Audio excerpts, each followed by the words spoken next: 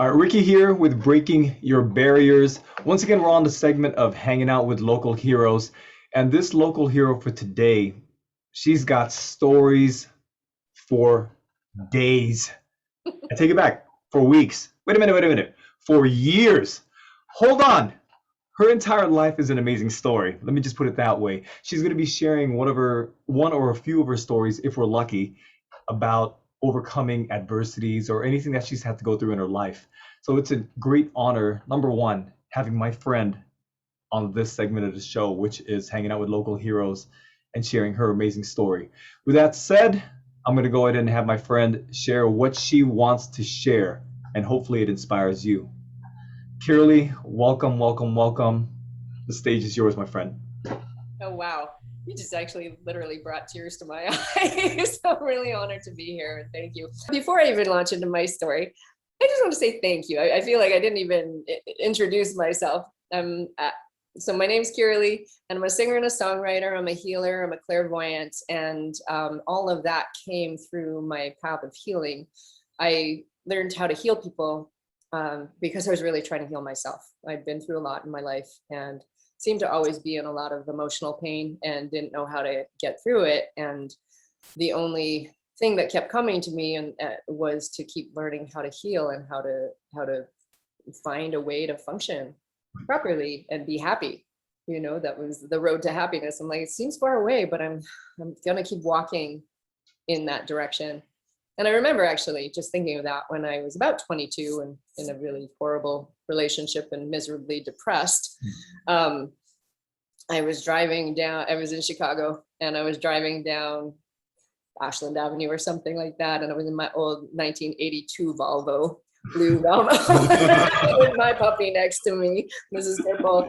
And I remember just being so dark and so down. And I said to myself, like, I know, it was like I saw clearly there was a fork in the road, like that.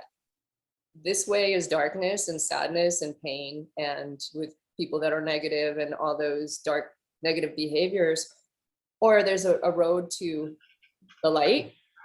And I know that somehow if I just keep walking down that road, I'll find something. And I didn't know what that was, and it seemed so far away and so like an impossible journey. But I'm like, okay, but I just need to start walking. And I had learned how to be the healing arts came to me, acupressure, it was like Chinese medicine, when I was working in a bar and like a music venue where, you know, I'd played live and stuff, but I was a waitress. I was serving alcohol, and I sat down next to this guy someone introduced me to, and he was never usually in that environment, but he was learning this healing form. And he said, you know, I'm a student and I need people to work on, to practice on. It's free, but would you like to try it? And I'm like, yeah, absolutely. Yeah. You know, sure, why not? And you did a session on me, and I had never felt so energized and relaxed in my life. It was really magical. And I was like, wow, I really need to learn how to do this, you know, and that just started my journey in a bar. You know? Wow. Hey, that's funny though, because you're learning about healing, and typically when people are in a bar, they usually drink so they can heal some of their woes of the day. Right, exactly. I just don't want to feel. And I think that often people turn to drugs and alcohol because they want to touch God, or they want to touch their inner self and that sense of wholeness and the oneness. I mean, and you can call it, I'm not religious at all, I didn't grow up that way, but you can call it God, the universe, the universal mind, divine mind, spirit, whatever. We're all talking about the same thing that animates us, that's bigger than us, that no one can explain. Right. But you know, it's here for us when we allow it to be, you know, and turn to it and trust in it. And that really is what healed me. So yeah, that said, you know, I was dabbling in it for a long time, but then I went through a divorce and my dog died, and I hit the wall, and pretty much had a nervous breakdown. Like, it was just, everything collapsed at once. And a friend had invited me to do this guy wanted to initiate her or attune her to do this certain type of healing. And she was like, yeah, he's coming over on Tuesday at noon. You want to come? And I was like, something called me. I'm like, yeah, I'll be there. And I had no idea what I was in for. You know, like, he pulled some stuff out of me, but he opened me up to be able to channel spirit, to be able to you bring down, it's like a type of Reiki. It's Reiki, but it's also more extensive than that. And you turn to ascended masters and angels and things like that. And I didn't even know if I believed in any of that at that point. Like I grew up an atheist pretty much, like in that kind of household. So I was like a non-believer when I was young. I would say I was a firm believer, a firm non-believer by the age of 5. Yeah. So it's kind of funny that I went the exact opposite direction. But that angels started talking through me, and spirits started talking through me, and dead people started talking through me, and like Wow. crazy. I don't know, it's dating me and going way back, but have you ever seen that movie Ghost with Whoopi Goldberg, like way back? Yeah. That's me. Like I do that. And I did not do that before this happened. And nobody told me if I showed up at noon on Tuesday, this shit was going to happen. Excuse me. Okay. Like, I didn't get any warning.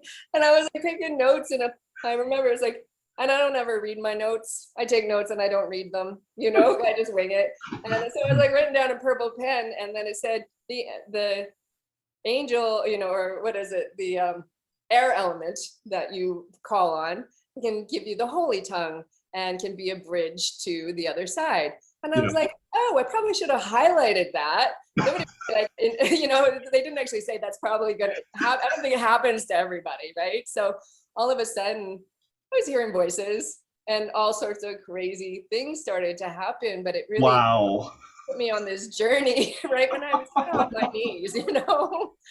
And for the next few years, I was like in my evolution there, I was like almost between two worlds. I was trying to navigate post-divorce, trying to restart my life, having no money, like, oh my God, now I'm waitressing again. And at the same time, like having trouble finding a stable place to live and stable work and, you know, just hustling and feeling really, really on edge at my wit's end at time. And sometimes I actually even lived in my rehearsal space. I was so committed to my music that other things were now, I'm like, I'm just gonna live there and go hang out with these musicians at night and then go heal people in this mansion during the day. You know, so this crazy time. But long story short, I was pushing and I had, you know, was getting my music started again. I was playing at the House of Blues and like building an audience and a following and really had some great opportunities coming to me, but I was having trouble just even with the trauma, even sending emails. Like I was having trouble functioning and coping in life. Right.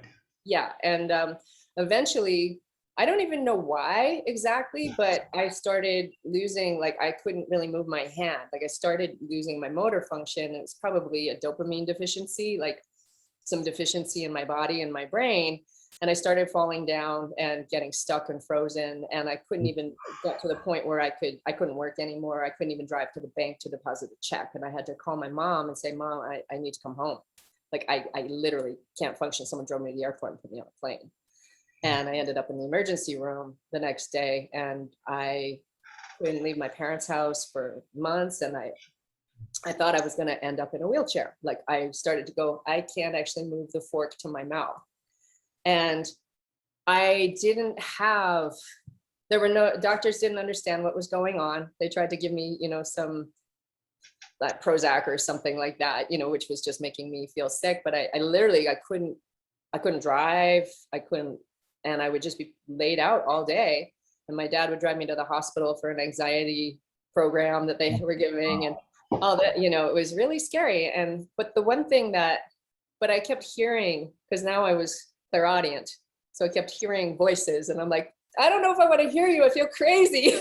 But I remember one of the things it said to me was, your boat is not capsized. Your canoe is not capsized. It feels like it is, but your canoe is not capsized. And I was like, wow. And I thought, well, and I think this is one of the greatest turning points in my life that I carry forward with me, is I was really clear. I'm like, I know what I can't do right now, but what can I do? Ooh. And I had to let go of that victim stuff, like, not that I didn't get a little victim-y about it, like, absolutely, you know, I did cry myself a river a few times. But you know, that like, well, and I thought, well, what if I can't play my music anymore? And I had just gotten the chance to play at the House of Blues main stage. and that was something I had built from the ground up. And then I couldn't continue pursuing my music. And I realized the only thing I could do was heal people, because I can work remotely like this, and I'm able to bring in spirit, even though like that other stuff was channeling. I also learned how to heal people remotely. I worked with people in Greece. I worked with people around the world. And I'm like, well, I know I can turn to God. I know I can turn to spirit. And that is the only thing I can do to make money right now. And I have to pay to get through this, because I don't have the funds to pay for everything. And someone came, just everything happened in divine ways. I heard a message from that I needed large amounts of this certain supplement called SAMI. And I started to, and I was literally like, I would be standing there and I would just fall down. My feet would I couldn't make it across the room half the time without falling, like collapsing. Well, hold on, just thinking about it. Just when I think about everything I've personally gone through, what you just shared right now makes me feel like, who the hell am I to complain about anything that I've ever experienced? It's nothing compared to what you've gone through. And the thing is, I would love, if it's okay with you, I'd love to share what you shared with me when we chatted last time, what that condition was that caused all of those issues. Yeah, with all this, there was an underlying condition that was causing the breakdown, but so many things happened in 6 years, from 2014 till 2019, 2020. But Spirit had told me to go get this supplement, and I needed it in high doses. It was SAMI, and I didn't know why. And I called, I was about to go back to LA, I was in Canada, and I said, can you pick this up for me? And I got there and I started taking it, and I stopped falling down overnight. And in months, it instantly went away. And I was like, wow, okay, you just, doctors didn't know, nobody knew, but I got spiritual guidance. I had, telling me what to do, directing me. And so more and more, I just kept turning to that. And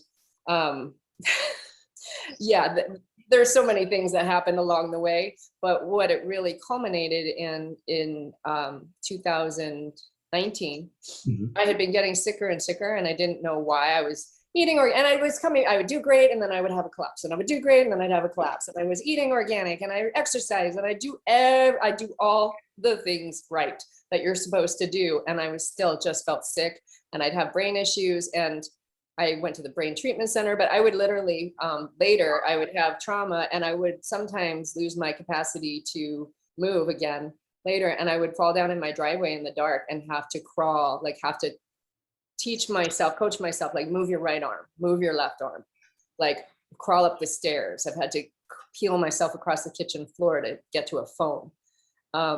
So it's just like, and yeah, no answers. And then in 2019, I think April 30th, I ended up with this severe, and I had all this severe bloating, but I had this severe pain in my gut. And I told my boyfriend, I'm like, I think there's something really wrong. And I thought I had been poisoned. I was going to call poison control. And I was praying like just the whole time I didn't even know if I was going to make it till he got home. And he got home, called the ambulance, and they took me, but my intestines were tied in a knot, and they were, it's like a birth defect that had gone awry, that really, really rare. And they had died inside of my body, had gone septic and necrotic, and it was leaking into my abdominal cavity and everywhere and poisoning me. So all this time had kind of been poisoning my brain, poisoning the rest of my body. And I drink all this antioxidant water and stuff like that. So that's probably the only reason I really made it through. Yeah. But yeah, I almost, they did emergency surgery on me, and they said I would have died within 24 hours, probably, if I hadn't gotten there. And when I woke up from that, I was in such a state of gratitude for my life. Mind you, they had given me really amazing drugs. So yeah. I was like on Dilaudid for a week. Like top shelf. Totally. They gave me my own nice room, and all the nurses were really nice. And I'm like, I love you. You saved my life. And I was just like, it wasn't even a painful emotional experience being in the hospital, because I was up high as a kite.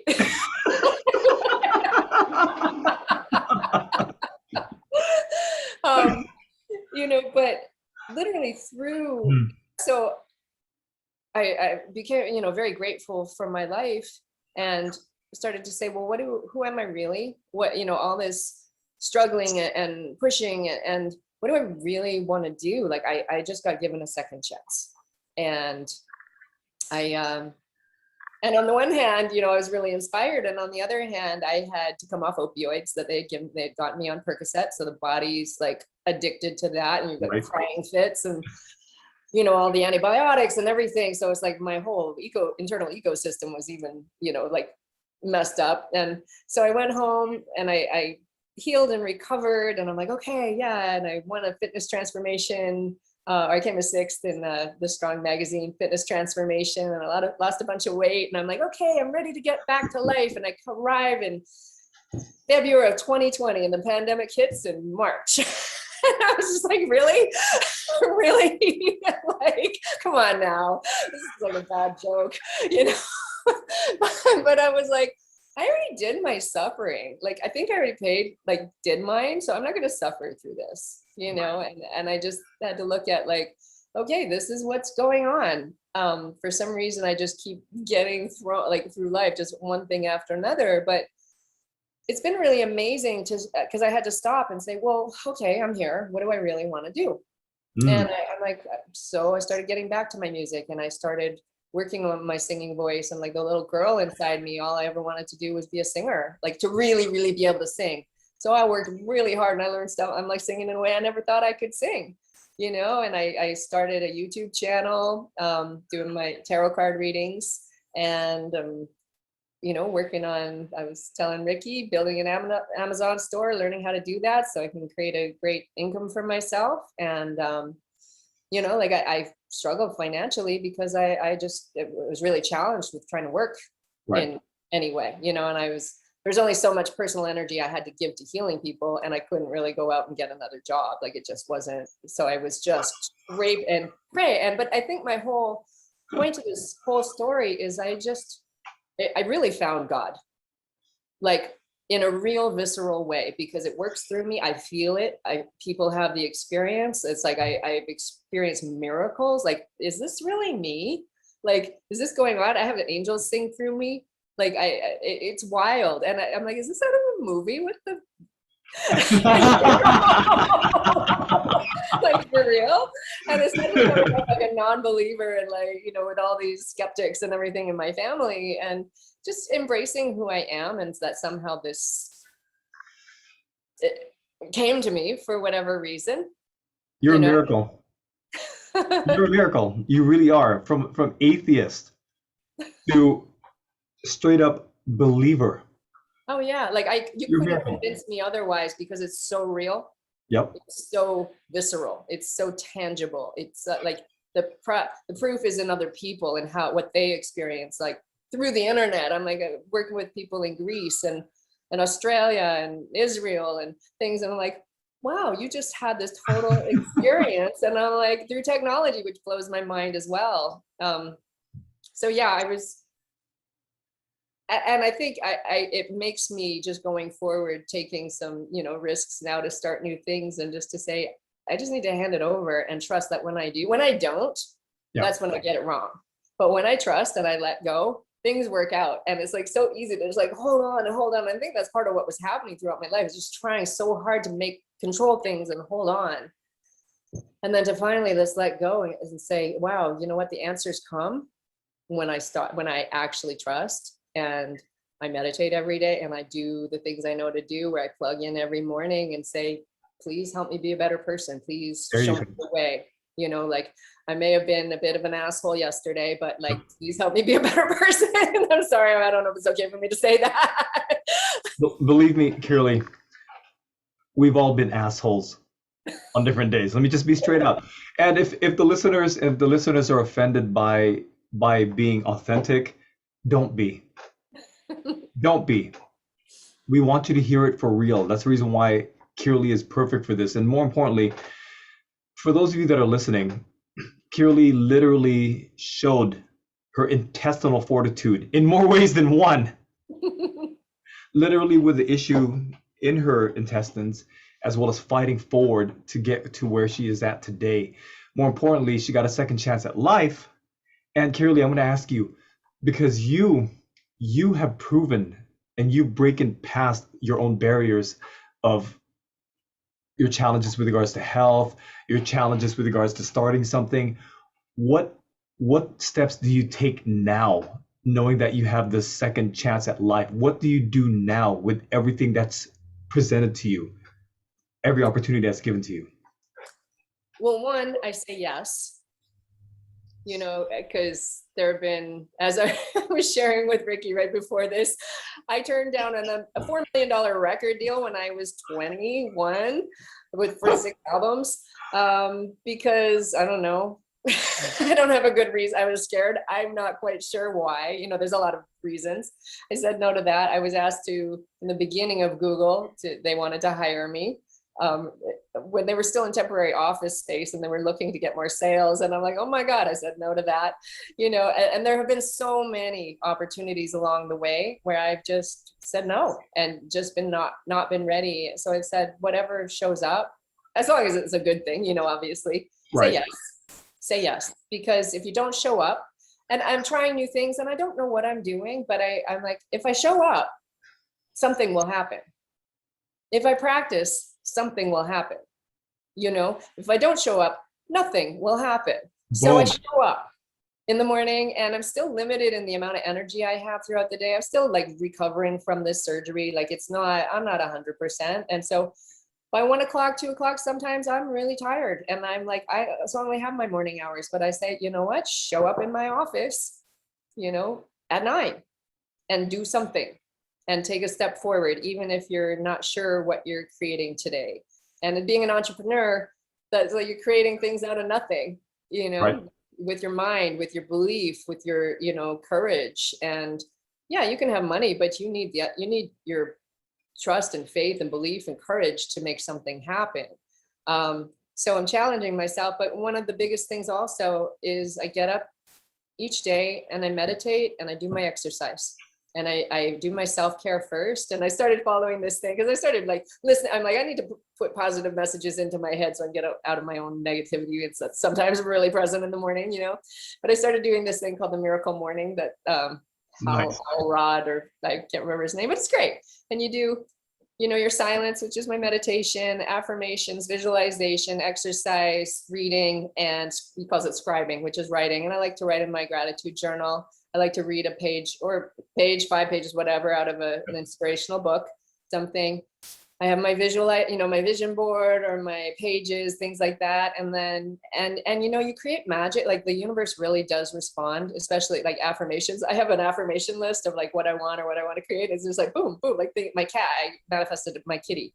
I manifested a song that like there's all sorts of things just arrive. I'm like, that was on my list. How cool, So I do that, and I trust that, there's so much action we can take, and like, oh, I'm going to go do this. But, without God and spirit behind you, fueling you, let that be your biggest team player. Yep. Like, whoa, that's your A-League magic team player that shows up and like, it's like, here, I got the ball, I'm going to pass it to you. Oh, wow, I just scored a goal. It's like, that'd be your navigator. And without it, it's like, I'm weak. Without it, I get tired. Without it, I get stressed. Without it, things don't work out so well. So just having that trust, and you can call it whatever you want to call it. I don't care, higher self, whatever, but that part of you that is connected to a source, and there's inspiration there. There's joy, there's happiness, there's love, compassion, like all those greater virtues and ways of operating.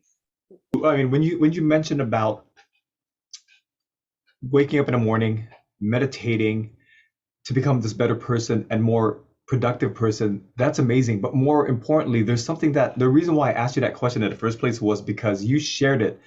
We need to take that first step. And what's that called? It's called massive risk. We need to take risk in our lives, because when something is presented to us and we say we're not ready, guess what? Are we ever really going to be ready? No. So that first step and that first fall on your face is the biggest step you're ever going to take. That second fall on your face is going to be the second biggest step. And guess what? You're going to start falling less. And then you even mentioned something that's magical, which is balance. Because if we're not balanced, we are going to be exactly what we mentioned earlier, assholes. We're going to be assholes because we're not balanced. If you're imbalanced, You're just you're like going to be messed up. stuff that's coming out of your mouth and you're grumpy and this and that. I'm like, Right. I'm Scottish, but I carry a battle axe in my soul. Like, you know what I mean? Bring that down, you know? So, you know, I can be like the nicest person. I'm super loving, but I am not above being like, whoa, sorry, that wasn't very nice, you know? But when I'm calm and I'm like bringing that loving energy, I don't need to have to revert to that. And that's fight or flight and survival that we get into, you know, when we start acting like that. It's like, oh, me against the world or whatever, I'm on edge. And you know, it's like, wait, I can have joy. Like, that's the whole thing. I'm like, my life could be joyful if I allowed it to be joyful. And I adjusted my mindset to trusting and like, yeah, this is a fun ride. This can be a fun ride in the middle of chaos, in the middle of the pandemic. There are people who got very, very scared and did not, you know what I mean, sheltered, like clammed up, and other people who said, oh, wow, what an innovative time.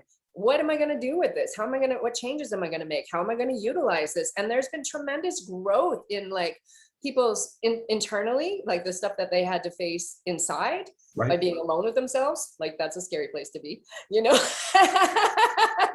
And then also, well, okay, what am I going to do now? And the amount of internet innovation, like new internet businesses and just online, just thinking outside the box because you have to, and that's survival and that's evolution. And I think it's extraordinary what has happened in so many ways and challenging. But and I was going to say something, you know, taking that first step, it's all about having courage or acting with courage, because courage is not an absence of fear. It's taking action in the face of fear. That's what courage really is, you know. And it's like, oh, okay, am I willing to show up for my life today? Am I willing to show up for myself today? You know, and I'm like, I have had previously a habit of not finishing what I start. And I'm like, okay, well, I have to finish this life thing. You know, like I gotta go, I can't quit on this, you know, and be like, yeah, I didn't feel like it. I'm keeping you accountable. I'm keeping you accountable. I got your back, Kay. I got your back. Thank you. Okay, so I gotta keep going with this life thing. And you know, how am I going to make it? Am I going to enjoy it? Am I going to be broke? Am I going to have money? What do I need to do to make it, design it the way I want to? And that takes courage, showing up and having a vision and believing it's possible. Even if you don't start by believing it totally, just saying it's possible that it's possible. Then I'm going to do something toward it instead of just sitting there stuck in my mind, wanting and wishing. Wow. Is there anything, I mean, there's so much. If you who are listening haven't already taken away so much, it's spiritual, it's courage in the face of fear, it's fighting your own demons inside, it's accepting the challenges that are presented towards you, it's embracing these opportunities that are going to continue to manifest themselves towards you. Is there anything that you would like to leave as a final note to any of our listeners? The first thing that's coming to me, and it may sound cliche, but really is to love yourself exactly as you are. And it took me a really long time to be able to accept myself. And so one of the reasons I probably shied away from the record deal was I was too afraid to be exposed. You know, and to really learn to just in the middle of it all, like, you know, get into midlife and stuff. It's like, wow, I really need to love and accept my life as it is. Let go of the past. Actually, probably the biggest thing is letting go of the past, because if I'm bitter and angry and resentful or whatever about the past, there's no possibility. It's on a different frequency than the place I want to be, which is joy and happiness and abundance and manifestation and wealth and all these things. Not that you can't get money without being there, but you know what I mean? It's like to bring it in a way, the life I want is not in harmony with the grudges and resentments and why did that happen to me? Why did I have to go through that? It happened. So deal with it. And it doesn't make it okay, but it happened and it's the past. And it's like, if you need to get it out of your body, if you need to cry it out, sweat it out, whatever, move past it. And it's like, just love yourself and love your life and be grateful for what's there and challenge yourself. I challenge myself to make my life beautiful, you know, and it's hard. It's a challenge, but like I said, it takes courage and it takes love. Thank you, Kirrily. And I know this is funny, and I'm Go for not it. going to sound religious, but know that God loves you. Like, God is my BFF. Like, I want to put it that way. That's the one thing I can count on. I'm like, you know what? You got my back. You're always with me. You're always kind to me. I'm not kind to me. People aren't always kind. And I'm just like, okay, can I love people for when they're mean? Can I just see the world struggling, and can I love it still and not be like, you kicked me, you know? It's like, okay, how do I get to that point? Because that's my freedom, that's my liberty, that's my joy, that's where I get to have the experience of being alive that I really want to have, and they're mutually exclusive. They don't. God loves us. God loves us, and that's I couldn't smile any bigger. If I smiled any bigger, it'd go out of the screen. You know, it's us that don't love us. It's right. Humans that are struggling. That's not the issue. God's not the issue. Nope, he's always there. You know, that's the challenge. Oh man, Kirrily, there's no words I could say except for you're amazing. And one thing that I am going to share with our listeners and your fans, especially when you share this with them, I hope you share this with them because this message is amazing. This is the one thing I want to tell you listeners who have listened to this amazing, amazing, amazing woman. Take life by the horns. And when I say take massive risk, be willing to die for what you love, because guess what? We're going to die anyway. Within that time that we have until we get to that point and meet our maker, do every single thing you can. Embrace every single opportunity you can. Be kind, even though people are not kind to you. Have that balance, and most importantly, have that relationship with God. Kirrily, thanks once again for being here. Nothing but love for you, my friend. Thank you, Ricky. I'm honored to be here. You're just such a beam of light. You light me up, so I'm excited. This was wonderful. I'm grateful. Thank you. You're very welcome. Until our next episode, this is Hanging Now with Local Heroes. And this is my friend Kirrily, who is a local hero. We'll see you guys on the next episode. Have an amazing, amazing, and blessed day. Bye, guys.